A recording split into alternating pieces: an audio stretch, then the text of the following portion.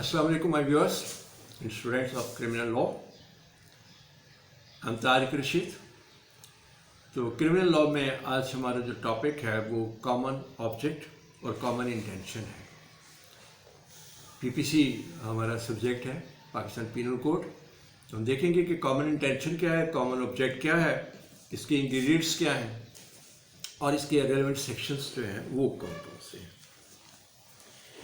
तो इसमें जो रेलेवेंट सेक्शंस हैं वो 34 कॉमन इंटेंशन और 149 फॉर कॉमन ऑब्जेक्ट, ये इसके सेक्शंस हैं। अब हम देखेंगे कि मीनिंग क्या है कॉमन इंटेंशन के। तो कॉमन इंटेंशन जो है उसको कुछ यूँ उसके मीनिंग्स किए जाते हैं। Common intention with in the meaning of section 34 implies A pre arrange plan. पहले से आपने प्लान किया हुआ है उसकी बात कर रहा है। सेकेंड, कॉमन इंटेंशन जो है वो अंडर सेक्शन 34 मौजूद है। दो चीज़ें, इसके इंग्रेडिएंट्स जो हैं वो हम देखेंगे। पहला है क्रिमिनल एक्ट, कि आप किसी क्रिमिनल एक्ट को करने की बात कर रहे हैं, प्लान कर रहे हैं, सोच रहे हैं। सेकेंड, बाय सेवरल पर्सन्स, लोग ज़्यादा हैं।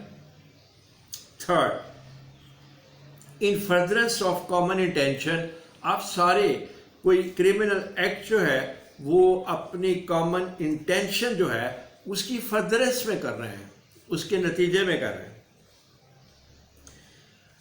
अब हम इसमें देखते हैं कि प्रूफ ऑफ कॉमन इंटेंशन जो है वो क्या है।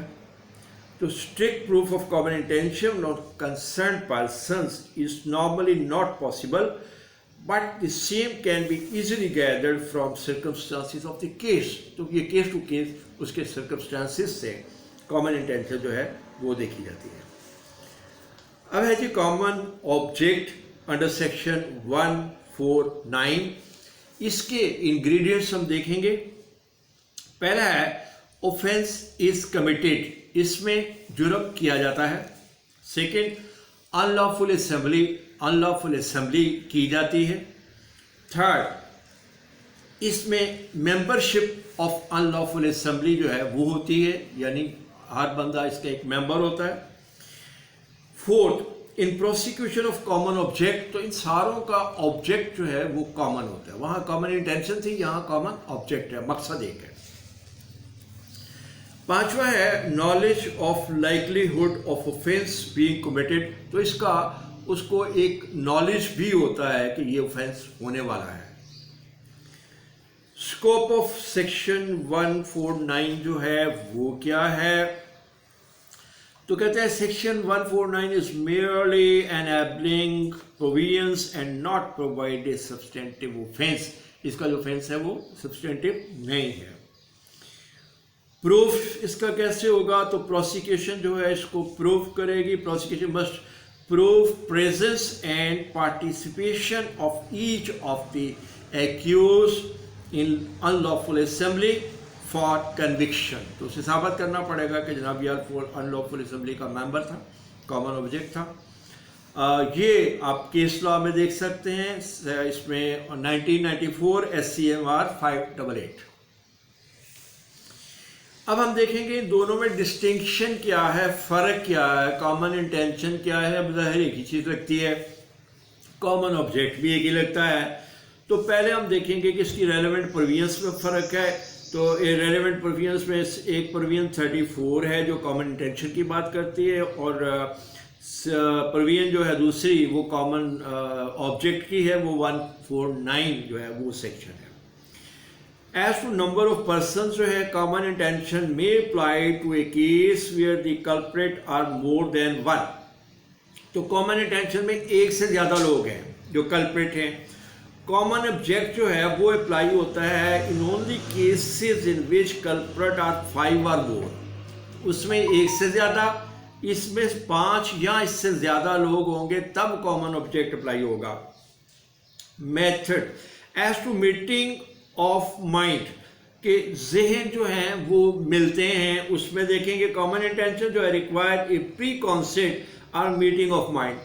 कॉमन इंटेंशन में एक प्री रिक्वायरमेंट है कि पहले से और मीटिंग ऑफ माइंड मौजूद हो। कॉमन ऑब्जेक्ट जो है वो उसमें क्या होगा, will apply even if there was no prior meeting of mind. वो उसी वक्त असेंबली में जाके कॉमन ऑब्जेक्ट जो है वो इख्तियार कर सकता है। तो एज टू पार्टिसिपेशन, तो पार्टिसिपेशन के लिहाज से element of participation in action in necessary is necessary to constitute common intention. तो उसमें कॉमन इंटेंशन में पार्टिसिपेशन में एलिमेंट ऑफ पार्टिसिपेशन है वो नेसेसरी है। जबकि in section 149 only membership of unlawful assembly at the time of occurrence of offence is sufficient. जब वो ऑफेंस किया जा रहा है उस वक्त अगर बंदा मौके पे मौजूद है और अनलॉफुल असेंबली का हिस्सा है तो यही काफ़ी है। एज टू ऑफेंस, अब ऑफेंस में तो common intention expounds a doctrine of criminal liability and every criminal act in furtherance of common intention is made liable. और कॉमन ऑब्जेक्ट में क्या होगा कि it applies to an offence committed by any member of unlawful assembly whose common object is one mentioned in section 141 PPC। किसी एक ने भी किया है और वो उस असेंबली का हिस्सा है तो वो उसमें शामिल होगा। नेक्स्ट है जी कि as to presence of the accused, common intention all the accused must be present on the spot. तो कॉमन इंटेंशन में जितने भी एक्यूज हैं उनका स्पॉट पे होना बहुत ज़रूरी है। कॉमन ऑब्जेक्ट में इट इज़ नॉट नेसेसरी। फिर है कि as to development, common intention can be developed even at the spur of the moment. तो ये उसी लम्हे जो है वहाँ पे ये डेवलप हो सकती है। कॉमन ऑब्जेक्ट के not develop at the spur of the moment, ये फौरी तौर पे नहीं हो सकता। नेक्स्ट है जी आपका के उसके बाद इसका स्कोप है। Common intention has a laser scope and common object has a wider scope. तो फिर ये है कि एक्ट डन के लिहाज से तो common intention will apply where the common intention is to do an act which was done, act हो गया हो।